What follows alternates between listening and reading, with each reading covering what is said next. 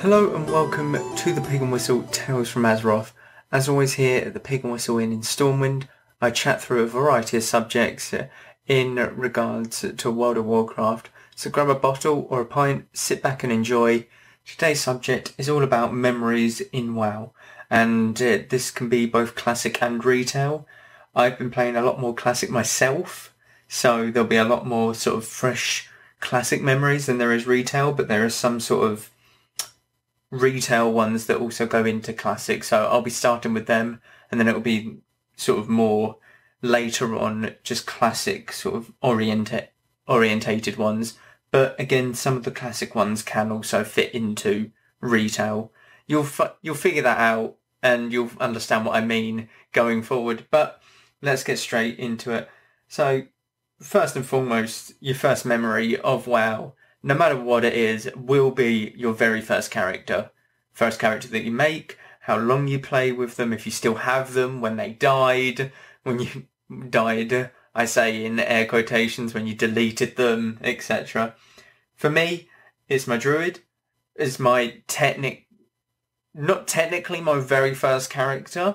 My very first character is a shadow priest that goes by my name, but I don't necessarily class that as my very first character because it wasn't mine. It wasn't all my character. It was sort of a shared, almost custody situation. Well, it was a shared child. We'll go with that.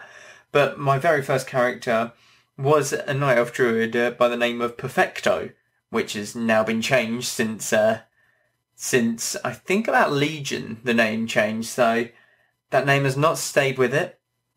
The name is now Yashara, which I use on my Druid on Classic as well, which is quite fun. That name sort of sticks with you, that first name as well. But that is definitely my longest played character. It has by far, I think, about 3 times more game time than the second highest on my account on retail. And this is quite astounding, to be honest, because I have not played that character and main that character for about 3 expansions? Since Warlords of Draenor, I have not mained that character. So like Warlords of Draenor is when I started maining my mage, and I have still 3 times more time on that character. It's about 120 days game time I have on that druid. And it's, I would say about 110 of that is all before Warlords of Draenor. So from Wrath of the Lich King when I started to Mists of Pandaria, and then a little bit just after sort of Warlords of Draenor was released, I started to switch over to the mage. So a lot of that time was like a while back, and I don't even remember most of it. That's the thing. So obviously it's time well spent in my personal opinion, to be honest. But that is my longest character, and the same can be said for Classic. My first character in Classic is my mage, and it has about 65 days game time. So it's about half of my my druid, so time does fly. That's the thing. 65 days, don't forget, WoW Classic's been out just over a year and 2 months now. 65 days is quite a substantial amount. That's about 1/6 of a year. Literally, that's about 2 months game time, like in that, which is absolutely mad if you think about it. Just over 2 months, but it's absolutely mad. But you always remember your first character. I still have them on my retail to this day. Haven't deleted them. I keep them very close because there is a lot of sentimental value, and I have stuff back from Wrath of the Lich King, back from the expansion when I was maining that character, which is always great. Because I'm very PvP orientated, I remember my first battleground. This might be flipped. If you're very PvE orientated, you might remember your first raid. I remember my first battleground. I also remember my first raid, to be honest. It was Icecrown Citadel, and did well, killed the Lich King, got a few bits and bobs here and there, but it wasn't as exciting as a battleground. The first battleground that I truly remember was Arathi Basin, and this is when I was quite young. We just started Wrath of the Lich King. I just started playing the game, and we had a Mac. I shared a Mac with my sister, who was also kind of getting into the game. She's a couple of years younger, but so she wasn't quite there with her own character yet, but she was like playing the game and sort of getting into it. But we would switch after every Arathi Basin, so I would play back about 10-15 minutes later, and then it's my turn to play again after like she had played the battleground. So it was quite fun to sort of just using that same character and sort of sharing that character. And I remember them battlegrounds because it was so chaotic. I didn't know what to do. I didn't know where to go. I didn't care if we got 5 capped. I just didn't care what happened in the battleground. It was just carnage, and I was learning so much from that. I was learning how my character plays. I was learning how to go against other classes. It's chaotic, your first battleground, and you always sort of remember it. Now, with retail, there's been many expansions, and I'm at a stage where I've gone through several now. Wrath of the Lich King, Cataclysm, Mists of Pandaria, Warlords of Draenor, Legion, and BFA. I've gone through 6 whole expansions. Maybe not whole, I'd say about 5.5, because I think I started like mid-Wrath. So about 5.5. I can't necessarily class myself as a full expansion for Wrath. But I've had my fair share of expansions, and there are some that sit with you in a negative aspect, and there's some that sit with you in a positive aspect. So the worst expansion in my mind, I don't think it's any sort of it's no surprise, it's Warlords of Draenor. There was a massive content drought. They literally just didn't release a patch straight up because it wasn't good enough. There wasn't enough, I don't know.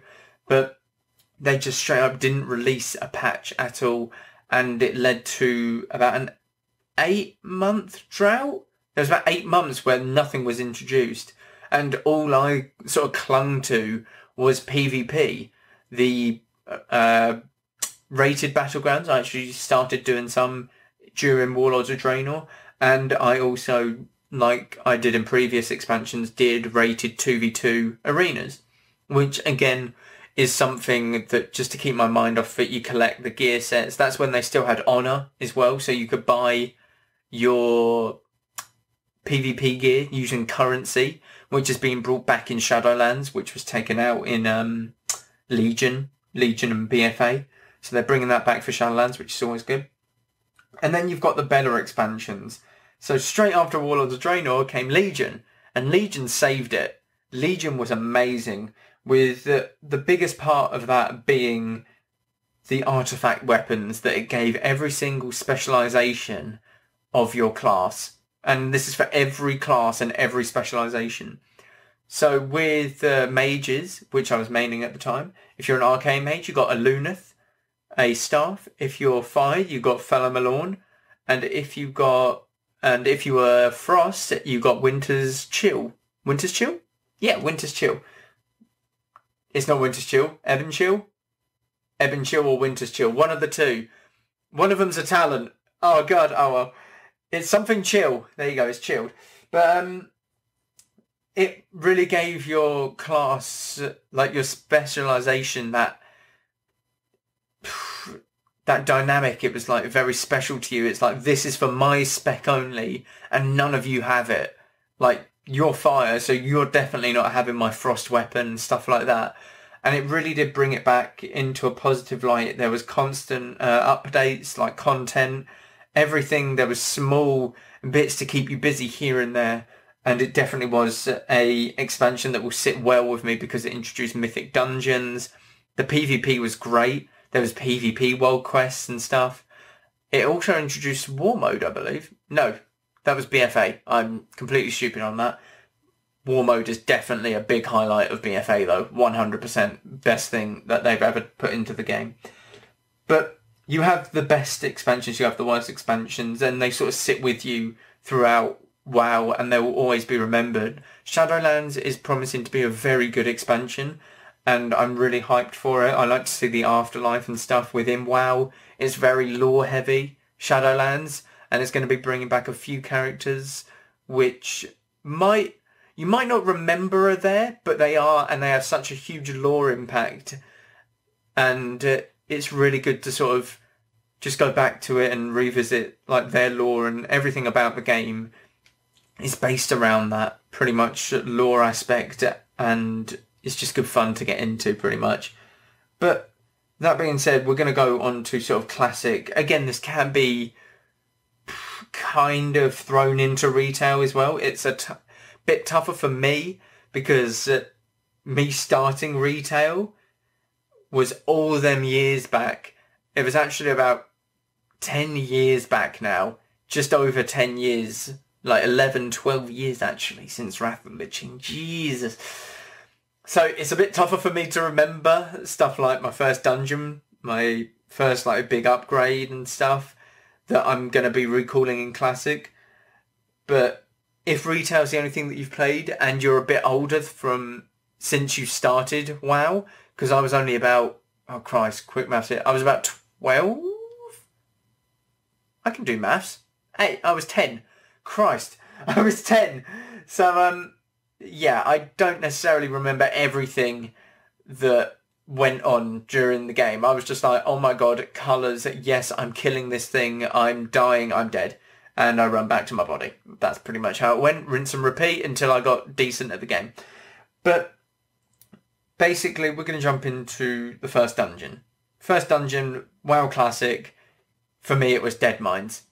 Iconic dungeon, one of the better ones in the game, perfect size, like dungeon, not too long, not too short. It's loads of upgrades and stuff. It was a perfect dungeon, needed strats. We were quite under-leveled, to be honest. We're about level 15, and the last boss there is like Edwin Van Cleef, who's level 21. So he hits hard, he hits like a truck, and we had to really push the limits of what our characters could do in that like little 5-man group, which was kind of fun because we spent about 3 hours clearing this one dungeon because we were so under-leveled, it was ridiculous. But them sort of experiences sit with you, and it's not just the first dungeon, it's your favourite dungeon, the first time you do your favourite dungeon in WoW Classic, certain dungeon experiences. So like dungeon experiences, I vaguely touched on this a while back, but I had a hunter in Gnomeregan when I first did Gnomeregan who needed a melee weapon, and we called him out on it because he didn't actually need it, and he said, yeah, I really do. And he said, look, I'll show you, I'll just go melee hunter only, and get really like snarky about it and sort of, you know, bitchy. So I was like, okay, so there's no real need for you to be here then, because you're doing less damage than our healer who's hitting them with just a staff. And no reply or whatever, so I kicked him. And then what he does, he runs towards the boss, aggroes the boss, hoping that when he dies, the boss aggroes to us as well. But all he does is drop dead there, the boss resets, and then he logs out immediately because he was angry and obviously his plan, his foolproof plan didn't work. So these sort of things stick with you. I mean, we've got another one that was in Scarlet Monastery. This is my first run through a Scarlet Monastery. It was Graveyard and Library. You know, we've like the two on the left and right. The one on the left being Graveyard and the one on the right being Library. You've got a warrior who's gone through Graveyard with us, and now we're going through Library. And I'm not too sure how it happened, but there's a little sort of scuffle and like disagreement in the group. And then the warrior, who's the tank, links the damage meter and asks where the druid is. So this druid of ours is healing, first of all, so there's going to be no damage. And everyone sort of says, the druid's healing. Like, the druid isn't on the DPS meter, so it's a bit ridiculous. Your point is redundant. So he sort of, again, argues back for some reason, and then just straight up leaves. And it's very weird. You find these weird characters within the dungeons, but the memory of what happens with them sits with you throughout the entirety of it, throughout the entirety of WoW. I mean, like I said, I've played about 60 to 65 days game time on my mage. And that's about a 2-hour segment that I remember. I remember this warrior crying about the druid not being on the DPS meter when they're a healer, and then rage quit in the group because everyone said that he was wrong. And I remember this hunter who's in like a 1 hour segment, not even that. But going even further, there's stuff that you just find when even putting the group together. So going through Zul'Farrak, which is one of my favourite dungeons, by the way. Zul'Farrak is a great dungeon, very linear, or not linear, but very simple, nice XP, stuff like that, some nice loot. But finding a group for Zul'Farrak, we got all the group together. Everyone's sort of converging on Tanaris, where Zul'Farrak is located. And you see this person type in the chat, I'll be there in a few minutes, I just got to swim from Theramore. And it's like, what do you mean swim from Theramore? Just fly. And it's a mage who's not gotten the flight path to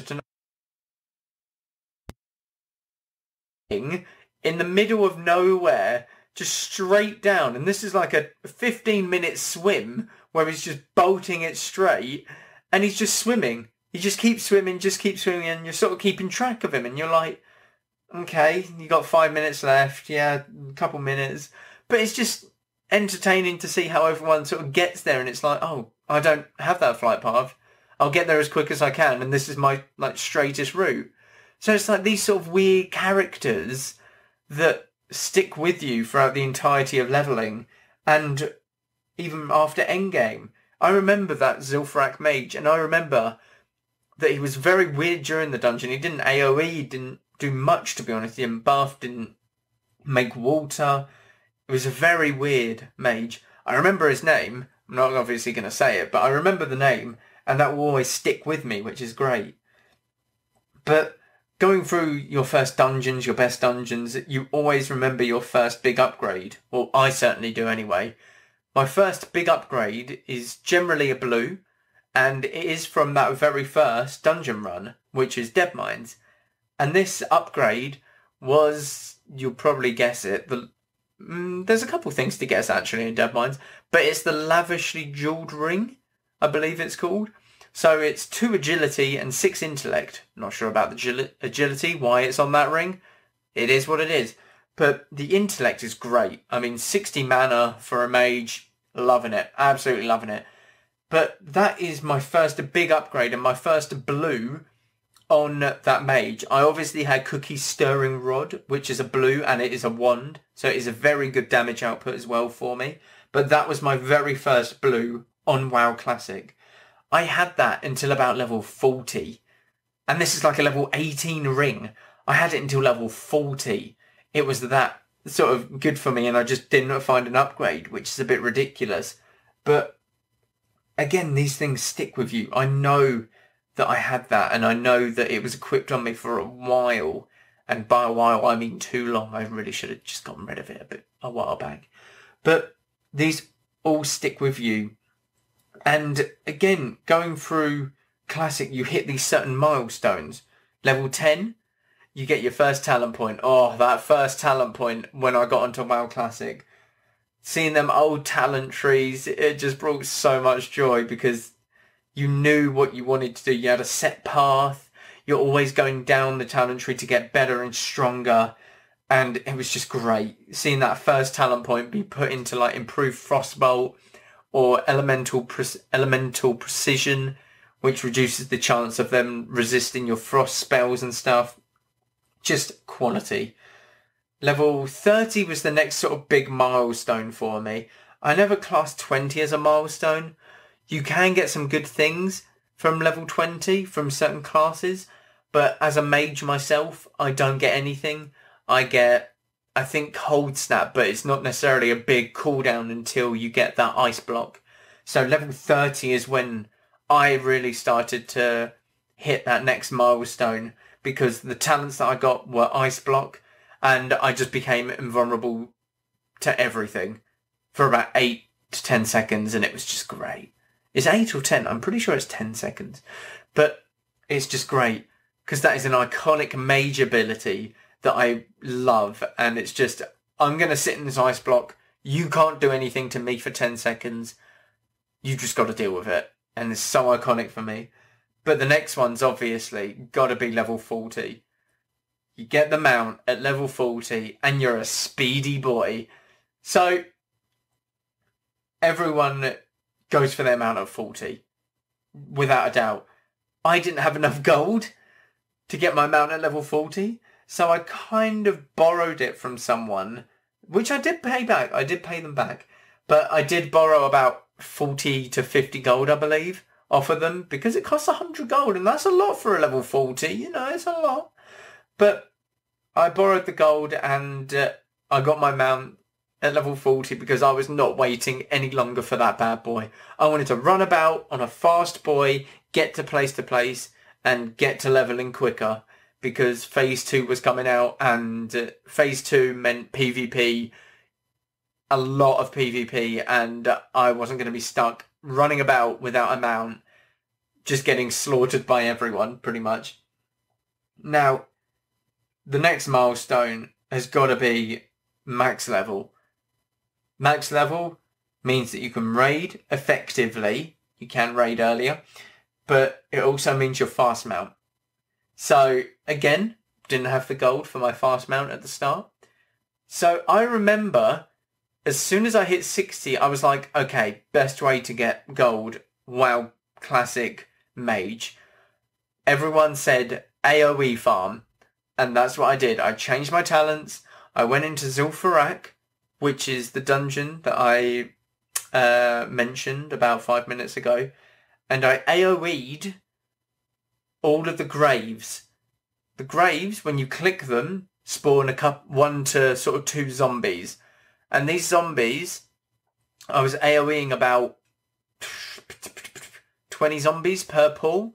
And these are elites, so they really slap. They're only level 40 to 45, but they still hurt. I mean, I'm wearing cloth gear, so I'm taking the full brunt of this. So you got to AoE them down, you pick up their loot, and you just do it. You just go back and forth. Once your bags are full, you go back to Gadgetzan, the little town outside Zul'Farrak. You sell, you send all the cloth that you get over to an alt. You go back, do the same thing. Now, I was in there for a straight week farming this gold. And that's about 4 to 5 hours a day just farming gold, killing these zombies in that dungeon for about a week. And I remember that I even went back there after getting my epic mount to sort of stock my gold, like my stockpile of gold. And a couple of epics dropped for me, not too bad. A Warlock Ring, which is Underworld band or something, which I think is a twink, 39 twink, which is really good, by the way. So I remember a couple of like legendaries and best in slots dropping. Cassandra's Grace also dropped for me. But you remember these sort of things and they stay with you for a while. Getting that first epic mount, you just feel so speedy compared to everything else. Everything else that you've known in WoW Classic is nothing now. You are a speedy boy. Nothing can get away from you if you know your trinkets and your enchants, pretty much. Now, got to remember your first raid. I've got multiple screenshots of me flying out with my guild to that first raid and going to Molten Core, excited, ready to kill Ragnaros. I had all of my pots. I'd respec completely. I was in awful gear, but I was ready. And with your first raid, you get your first epic. Not necessarily your first epic. Not kind of that. Because you can get epics out in the world just from random loot drops. But you get your first raid epic. And that means a lot. Mine was a wand. So it was a Crimson Shocker. And it dropped off of Lucifron. The third boss. Was it Lucifron? Might have been Shazra. Not Shazra. One of the worm dudes. Shaz... I think it was Lucifron.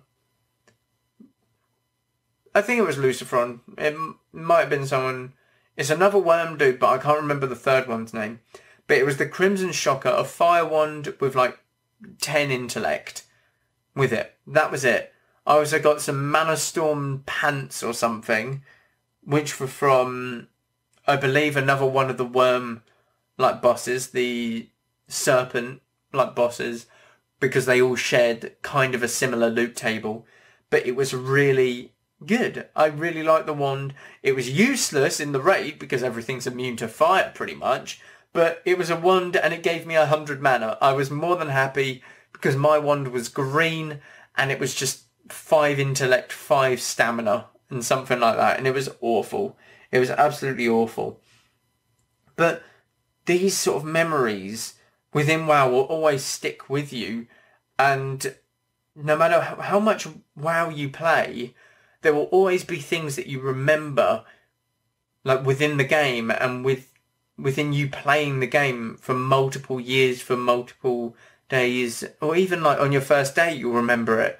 You remember the first character you made, you remember the first like piece of gear that you got, the first spell that you like loved. You'll remember all these sort of niche things, and it won't be just like everyone remembers their first dungeon, their first battleground. These are, for me, the first memories that I have of the game. But you might have different. You might have, like, again, your first spell that you loved, the first sort of piece of gear that you really enjoyed. You might have the first mob that you killed, like you might have died to it because you didn't know what you were doing. You might have that sort of memory. You might have that you fell off a giant tree when going to, like, just run to some place, or just experience your first, like, massive NPC. Like, for me, I actually do remember experiencing on my druid, on my retail druid, going to that second town, Dolinar, after you, like, get to level 5 or 6 in Shadowglen. I remember seeing that massive wandering ancient, the purple wandering ancient that walks the road to protect, like, the little town. I remember him towering over everything, and I was like, this is so cool. This dude is really cool.